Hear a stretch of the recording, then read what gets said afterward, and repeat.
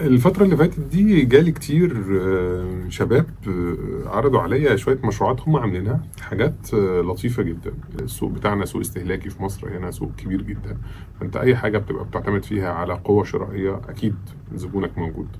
بس في الاول وفي الاخر لازم تبقى بتعمل سيت اب صح. احنا النهارده لما اجي اقرر ان انا هيبقى عندي عمارة، لما يبقى عندي بيت، هيبقى عندي فيلا، هيبقى عندي قصر، لازم تبقى انت متأكد ان الاساسات بتاعتك مظبوطة. اغلب الشباب اللي بيشتغلوا في الموضوع بيهتموا بحاجات معينه، هي اكيد ضروريه وهي اكيد مهمه.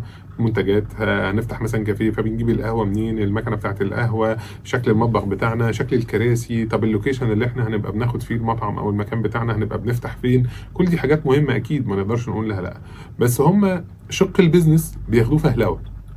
انا بحاول استخدم كلمة فهلوة دي لان انا مش شايف لفظ تاني يعبر عن كده.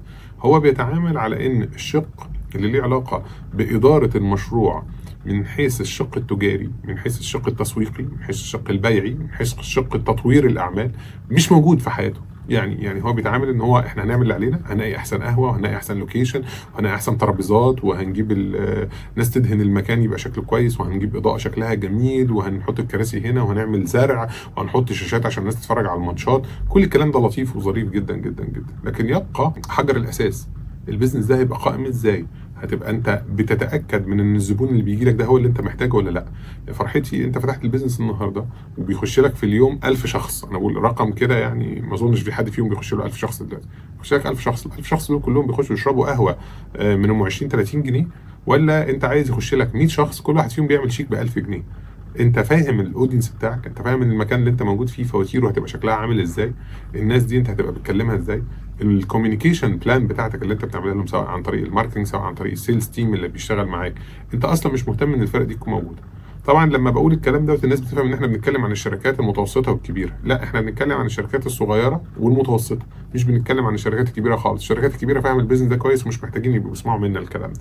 لكن انت ممكن تبدا بناس تبقى بتعمل معاك بارتنرشيب، تبقى بتعمل معاك شراكات. الهدف من الشراكات ده ان انت تهندل الادارات اللي مش قادر تعملها، او ان انت توفر الادارات اللي انت مش عايز تعملها.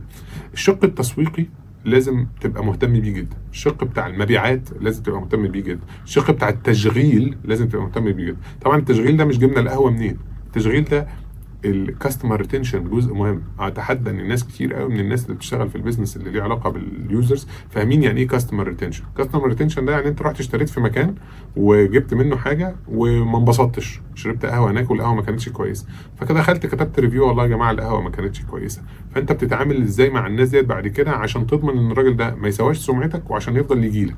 طب الزبون دخل ومبسوط منك وخد منك الحاجه بس حاسس انها بيزك، ازاي تضمن ان الراجل ده يجي لك تاني؟ فانت في عندك كاستمر ريتنشن، انت في عندك كرايسيس مانجمنت، انت في عندك اشياء كتير جدا انت مش بتفكر انها تبقى موجوده. انت فاتح البيزنس واللي بيجي اهلا وسهلا، اللي ما بيجيش اهلا وسهلا. لا، لازم تبقى في شق هحاول اتكلم فيه باستفاضه في كل مجال لوحده، بس لازم تبقى انت مدرك ان في حاجه اسمها الشق التجاري او التجاري، عشان بيقفشوا عليا لما بقول التجاري دي، عشان هو بيقول لك كليه التجاره ما بيبقاش كليه التجاره، لازم نبقى احنا فاهمين الشق التجاري. الشق التجاري ده بيبقى تحتيه 4 ادارات مهمه جدا. اول اداره منهم اداره التسويق، تاني اداره منهم اداره المبيعات او السيلز، تالت اداره منهم بتبقى اداره التشغيل، ورابع اداره منهم اداره تطوير الاعمال.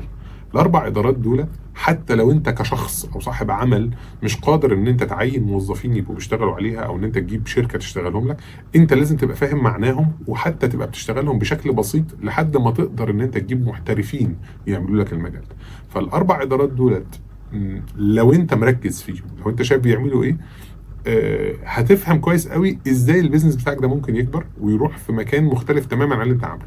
اكيد سيت اب المكان كويس، اكيد مكان المكان كويس، اكيد اللوكيشن بالاضاءه بالكراسي، كل ده مهم جدا جدا جدا جدا، لكن اياك تنسى الشق التجاري.